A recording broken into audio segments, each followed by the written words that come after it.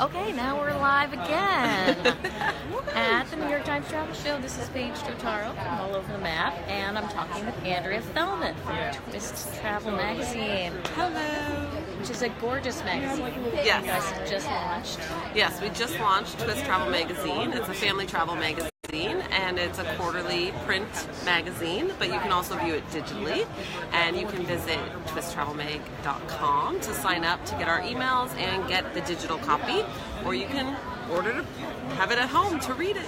It's really a beautiful print magazine. Like the paper just feels really nice. The colors are gorgeous. Thank you. Well, we have a lot of great travel writers and travel influencers and people that contribute to the magazine that are really experts in family travel. They've been all around the globe.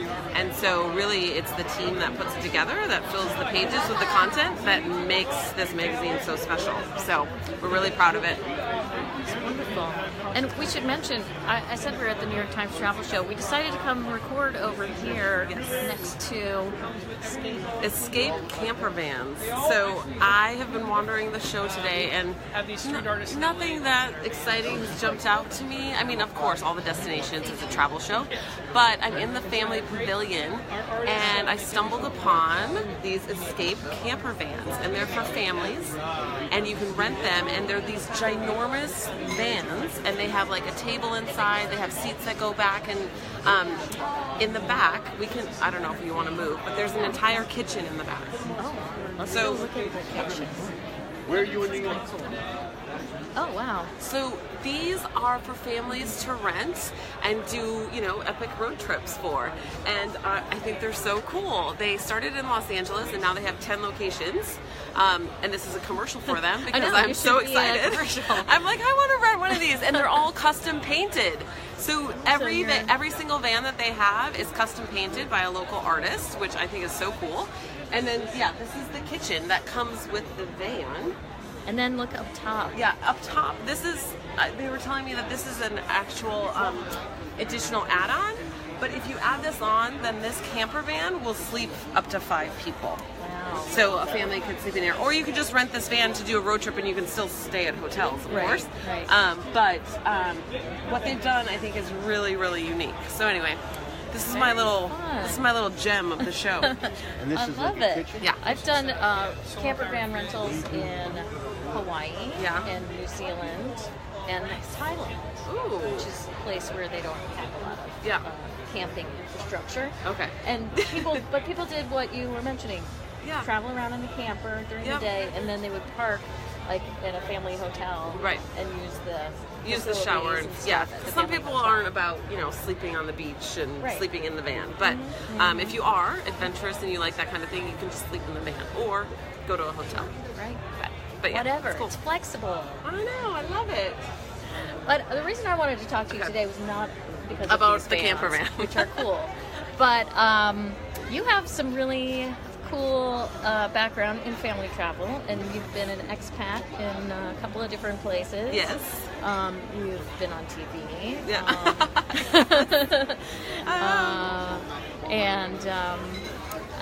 Right now you're living in Barcelona. I am. And I know, Barcelona is just an amazing city. Yes. I love it. And It's hot. It's very popular. Yeah. It's still a top destination, and for very good reason. The weather's great. It's very family friendly. It's easy to get around. It's not a huge city, like when you think of New York or London. And so I think it's very manageable for families. The weather is incredible. So even if you go in the winter there, it's not going to be freezing. It doesn't snow in Barcelona. And it's just very artistic, and all the architecture is beautiful. Gaudi's there, Picasso Museum. So there's a lot to do. Even food is around. amazing. Yeah, the food's great. The beach. The beach is one of my favorite places to hang out.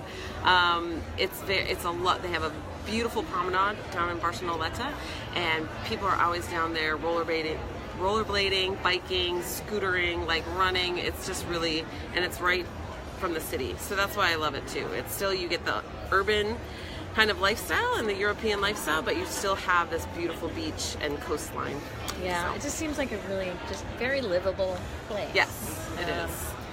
And a lot of tourists go there. Yes, lots of tourists. I know that when I was there in October, there was some discussion about, maybe people are not so happy with tourists Right. there. What do you see as a resident there? Living there, it gets a little oversaturated with tourism, especially in the summer. And a part of that problem that I don't think is covered a lot is it's because it is a cruise drop-off port. So what happens is when those cruise ships drop millions of people off in the summer, they come into the city and it gets very overwhelming. And so that's one of the main issues of it. Yeah. The other issue, which has been talked about a little bit more, is the housing, the Airbnbs, that it's not making the housing affordable for the local people. So they're kind of being pushed out, So there's a lot of regulations right now. This was years ago, they stopped even giving rental licenses out. They've limited that. There's absolutely no more hotels being built in Barcelona. No more. Wow. Some are already that were already scheduled there is construction. I know of one hotel that's still being built and going up. But as of right now, there's absolutely no more hotels that can be built in the city center. So, So that will keep it livable. yes, it'll keep it a little bit more manageable. Rhapsodizing over the campers. Yeah. So tell me a little bit too about when did you start traveling with your kids? They must have been Well, that's the funny thing about Barcelona, because the first international trip we took with them, my son wasn't even 1 year old, and my daughter was about to be, she was 3, and our son was just turning 1. And so we took them to Barcelona, it happens to be, for a month. And we rented an apartment in Barcelona. And this was years ago. This was before Airbnb. This was even before, I think, HomeAway and VRBOs started. But my husband found this guy who rented out apartments, and he asked if we could rent one for just 1 month, like not a long-term lease. And he let us. And so we went for a month with our 1 year old and 3 year old. We even found this really cute Kinder Barcelona to put our kids in for half days. Oh. So we could go and tour the city. Sure. It's totally selfish, but we were like, well, we kind of just want to do some things without babies. So we literally enrolled them for half day of Kinder Barcelona while we were there. So we have been traveling with them again since they've been babies, Yeah. and internationally. And then we did the same thing again in Costa Rica. We went for a month, stayed on the beach. And so we just love to travel, and we just never thought, it's traveling with kids, it was never, we can't do it. Right. It's just, you have to alter a little bit of what you do and how you plan and how you budget and where you go. Right. But, So. And then you lived in Costa Rica for a while. Yep. As well. Yes. And did you travel around Central America while you were there? Yeah, a little bit. We lived in Costa Rica for 3 years, and Central American travel isn't as cheap as Europe, like Ryanair, all these cheap airlines you can get everywhere for 59 euros and things. Central America is a little bit more difficult, which a lot of people don't know. But the flights aren't as cheap as you would think they would be. Let's just jump down to Colombia. Well, that's South America, but we went to Guatemala for Christmas once with the kids, and it was an amazing trip, and I highly recommend Guatemala for people. But, we just thought, it'll be easy to jump up to Guatemala, but it wasn't that easy, and it wasn't that cheap either, And so, but yes, we traveled to Guatemala. We also went down to Panama. Panama City's great. Oh, yeah. Panama City actually impressed me. I really didn't know what to expect there, and I really liked it. It has this really, it's almost like two cities. There's the old town, and then there's the new town, and so you get these two kind of eclectic cities in one. So Panama City is probably not on a lot of people's radar, but Right. I really enjoyed Panama City. Yeah, no, I've heard that about it. Yeah. And I've also heard that is a very livable Yes. city. I know a lot of people retire there Yes. from the U.S. And, It's cheaper. The cost of Yeah. living in Panama is Yeah. way cheaper than Costa Rica. That's another thing. A lot of people think living in Costa Rica is really, really dirt cheap. It can be, but if you want to live by the beach and have a pool and all these other things, it's not as cheap as people think. And food isn't as cheap as some people would think in Costa Rica either. But it was a great time. Yeah. We loved it. And then you moved to Barcelona. Yes. And now we're in Barcelona. And so now you get to use the cheap flights all Yes. around Europe. And Yeah. I've seen you've done a good bit of that. Yes. Okay. We've been living in Barcelona for 18 months, and oh my gosh, we've been everywhere. We went over to Portugal. I've been up to Ireland. We've been to England twice, and we've been to France, I think 4 times. We keep going to France. It's amazing.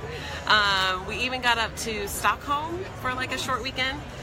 And I think, we jumped over to Budapest, which was another really fun city that I wasn't expecting to like as much as I did. So Budapest is really cool. We love being in Europe, and because the access of all these different unique cultures and cities and places. And I'm assuming your kids enjoy all this travel. They do. Sometimes I think I wear them out with all this travel. They're like, can't we just stay home? I think they get a little burnt out, but they enjoy it too. I think they have fun and they like it. And they are how old now? So my kids are 13 and 11. I have a boy and a girl.